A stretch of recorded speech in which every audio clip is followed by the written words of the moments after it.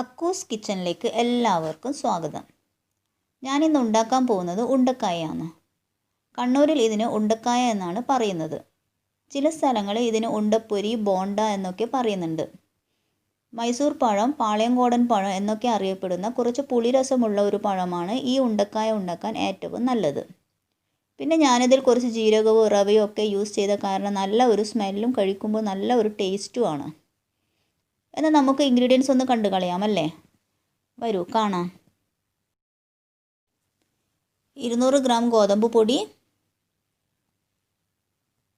റവ കുറച്ച്, sunflower oil, തേങ്ങാക്കൊത്ത്, മൈസൂർ പഴം അഥവാ പാളയംകോടൻ പഴം 4, ഉപ്പ്, ജീരകം 1 ടീസ്പൂണ്, ബേക്കിംഗ് പൗഡർ 1/2 ടീസ്പൂണ്, ഏലക്കായ പൗഡർ 1 ടേബിൾ സ്പൂണ്, പഞ്ചസാര 1 കപ്പ്.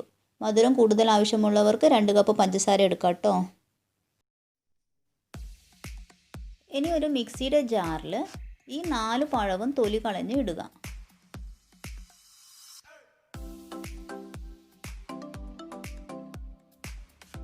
മൈസൂർ പഴം തന്നെ എടുക്കാൻ ശ്രദ്ധിക്കണം കേട്ടോ, എന്നാലേ ടേസ്റ്റ് ഉണ്ടാവും.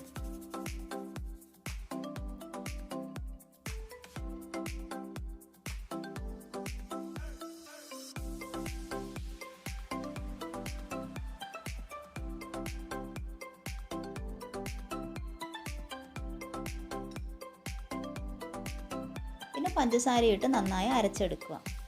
ഈ 1 കപ്പ് പഞ്ചസാര എടുത്തപ്പോൾ ഇളം മധുരമാണ് ഉണ്ടായത്. മധുരം കൂടുതൽ ഇട്ടാൽ ഇവിടെ ആരും കഴിക്കില്ല, അതാ 1 കപ്പ് മാത്രം ഇട്ടത്. നിങ്ങൾക്ക് മധുരം കൂടുതൽ വേണമെങ്കിൽ 2 കപ്പ് പഞ്ചസാര എടുത്തോളൂ കേട്ടോ. ഇനി ഇതൊന്ന് നന്നായി അരച്ചെടുക്കണം. ഇപ്പോൾ പഴവും പഞ്ചസാരയും നന്നായി അരച്ചെടുത്തിട്ടുണ്ട്.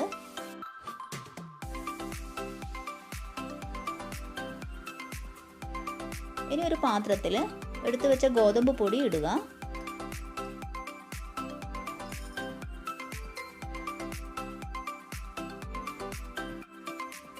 പഴവും പഞ്ചസാരയും അരച്ച് വെച്ചില്ലേ, അതും കൂടി ഇതിൽ ഒഴിക്കുക.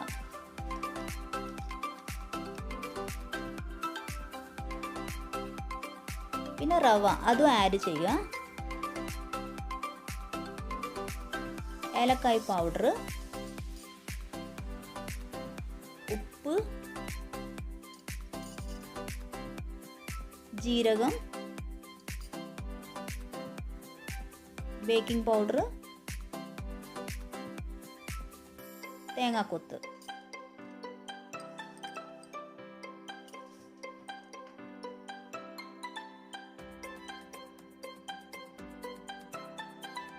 എല്ലാം കൂടി ഇട്ട് ഒന്ന് നന്നായി കുഴച്ചെടുക്കുക. ആദ്യം വെള്ളം കൂട്ടാതെ വേണം കുഴച്ചെടുക്കാൻ.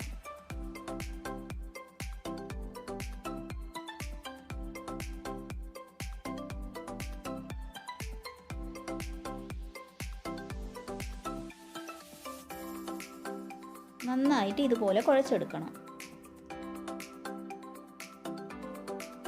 അതിനുശേഷം കുറച്ച് വെള്ളം ഒഴിച്ച് കുഴച്ചെടുക്കുക.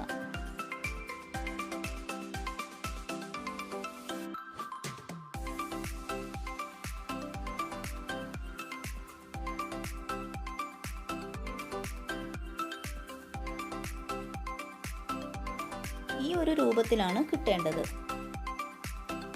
മാവ് ഇത്രയും ലൂസായിട്ട് തന്നെ കിട്ടണം.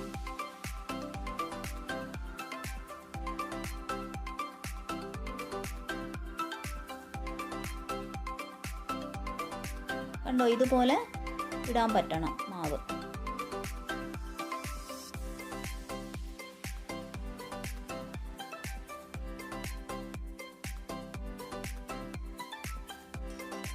ഇനി ഒരു 4-5 മണിക്കൂർ മൂടി വെച്ച് റെസ്റ്റ് ചെയ്യാൻ വെക്കുക.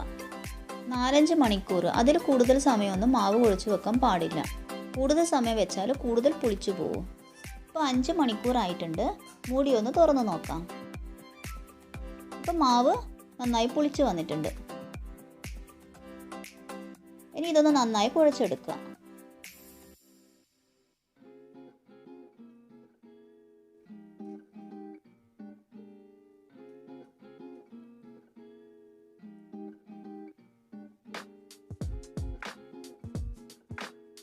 ഞാനിവിടെ ഒരു പാനിൽ ഓയിൽ നന്നായി തിളക്കാൻ വെച്ചിട്ടുണ്ട്.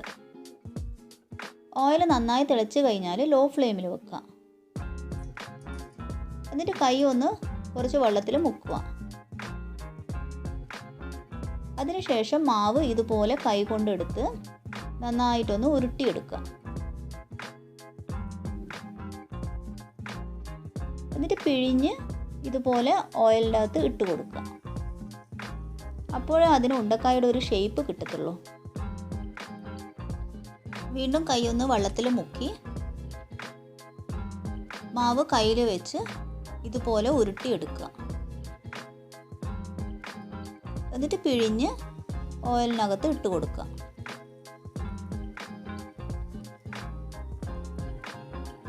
ഓയിലിട്ടപ്പോൾ കണ്ടോ ഇത് വീർത്ത് വരുന്നത്? ശ്രദ്ധിക്കേണ്ട ഒരു കാര്യം എന്താണെന്ന് വെച്ചാൽ ഓയിൽ നന്നായി ചൂടായി തിളച്ച് വന്നാൽ ലോ ഫ്ലെയിമിൽ വെച്ച് വേണം മാവ് പിഴിഞ്ഞൊഴിക്കാൻ. എന്നിട്ട് ടൈം എടുത്ത് വേണം വേവാൻ. ഒരു 20-25 മിനിറ്റ് വേണ്ടി വരും വേവാൻ. ഫ്ലെയിം കൂട്ടി വെച്ചാൽ ഉണ്ടക്കായയുടെ ഉള്ളിൽ വേവില്ല.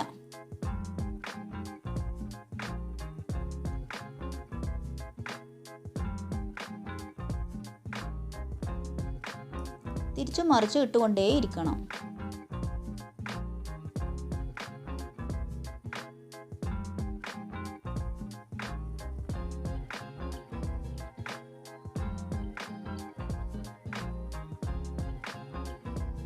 കളറൊന്ന് മാറി നല്ലൊരു ബ്രൗൺ കളറായി കിട്ടണം. ഇപ്പോൾ ഉണ്ടക്കായ റെഡിയായി. ഇനി പ്ലേറ്റിലേക്ക് മാറ്റാം.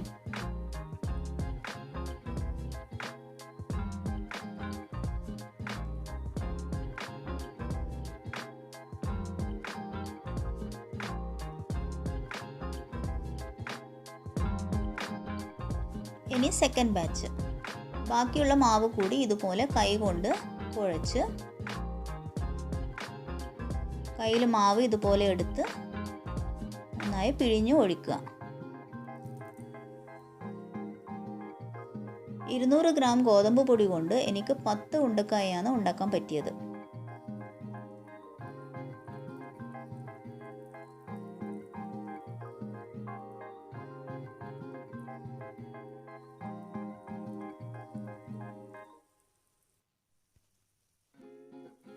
ഇവിടെ ആദ്യത്തെ ബാച്ചിൽ ഞാൻ ഓയിൽ ഹൈ ഫ്ലെയിമിൽ വെച്ച് തന്നെ മാവ് ഓരോന്നോരോന്നായി ഇട്ട് കൊടുത്തു. അപ്പോൾ ഒരു 5 എണ്ണം കഴിയുമ്പോഴേക്കും ഫസ്റ്റിൽ ഇട്ടതൊക്കെ ഡാർക്ക് കളർ വരുന്നുണ്ടായിരുന്നു. അങ്ങനെ ചെയ്യാൻ പാടില്ല. ഹൈ ഫ്ലെയിമിൽ വെച്ച് ഓയിൽ നന്നായി തിളച്ചാൽ ഉടനെ ലോ ഫ്ലെയിമിൽ വെച്ച് വേണം മാവ് പിഴിഞ്ഞ് ഇടാൻ വേണ്ടി. പിന്നെ ഫ്ലെയിം കൂട്ടാൻ പാടില്ല. ലോ ഫ്ലെയിമിൽ വെച്ച് തന്നെ വേണം വേവാൻ. എന്നാലേ ഉള്ളു ഒന്ന് നന്നായി വെന്ത് കിട്ടത്തുള്ളൂ. അങ്ങനെ നമ്മുടെ സെക്കൻഡ് ബാച്ച് ഉണ്ടക്കായ റെഡിയായി.